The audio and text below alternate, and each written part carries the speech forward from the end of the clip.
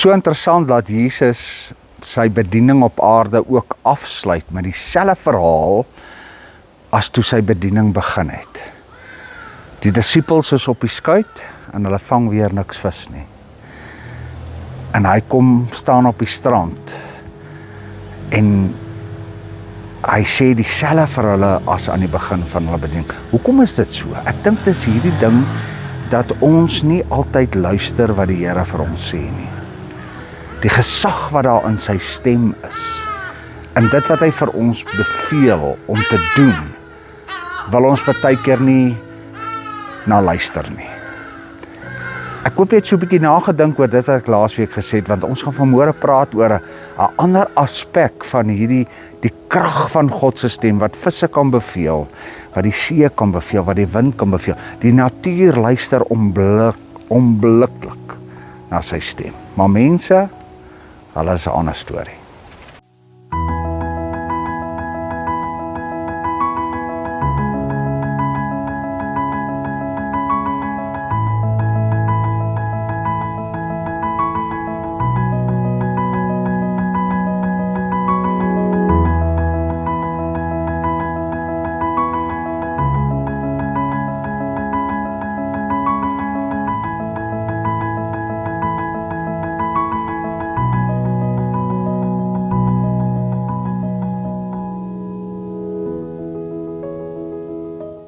Hier in Johannes 21, toe dit al lig was, het Jesus daar op die strand gestaan, maar die disippels het nie geweet dat dit hy is nie. Jesus vra toe vir hulle: mense, het julle nie iets gevang om te eet nie? Nee, antwoord hulle hom. Hy sê toe vir hulle: gooi die net aan die regterkant van die skuit uit, dan sal julle iets kry. Hulle het die net toe daar uitgegooi en vanweë die groot klomp vis kon hulle nie weer intrek nie. Die disipel vir wie Jesus baie lief was, sê toe vir Petrus: dit is die Here. En so interessant hierdie Harida wat nou hier agter my skree, en weet julle die profetiese betekenis van 'n Harida is dit wat ek vanmôre met julle moet praat, kom direk uit die hemel uit. Dis asof God wil sê: luister na my stem.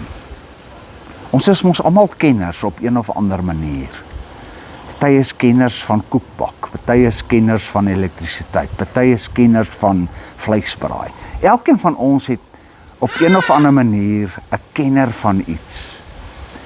En op daai gebied moet niemand jou ooit aanvat nie. Niemand moet ooit vir jou sê maak so of maak so nie. Daar's 'n ou boeregesegde wat sê 'n mens is nooit te oud om te leer nie. En nou maak ons met die Here ook so.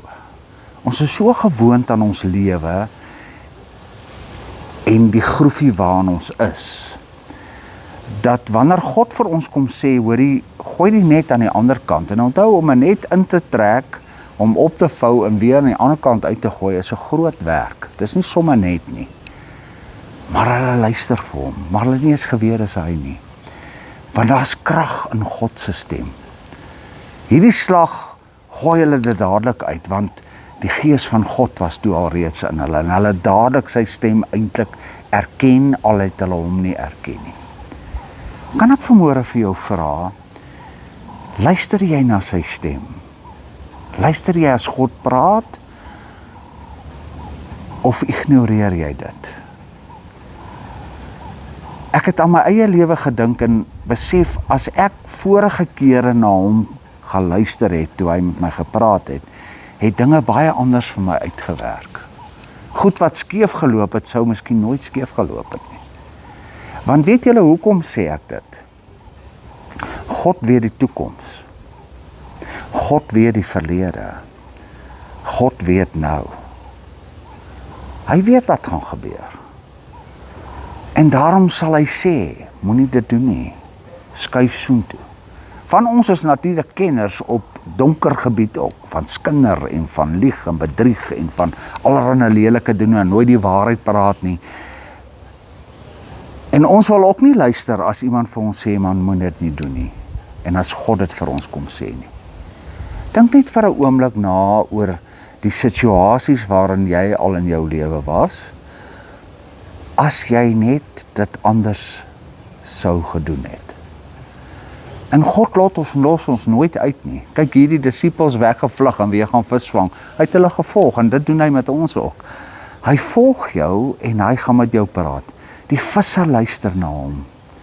Die golwe luister na hom. Die wind luister na hom. Die natuur luister na hom. Maar ons is so arrogant baie keer dat ons nie wil luister nie. Weet hy nie maar eintlik altyd beter nie. Hoekom is dit so dat ons altyd dit bevraagteken? Miskien is dit tyd dat ons antennes instel en soos Jadidas net nou gesê het, ek bevestig dit wat nou gesê gaan word, dat ons gaan luister en kyk nou net wat gebeur. Hulle was nie ver van die land af, net omtrent 100 tree. Die ander disippels het met die skuit gekom en die visse gesleep. Toe hulle aan land kom, sien hulle vuurbrand en 'n stuk vis daarop lê. Daar was brood ook. Jesus sê toe hulle, bring van die vis wat julle nou net gevang het. Dit was vol groot visse, 153.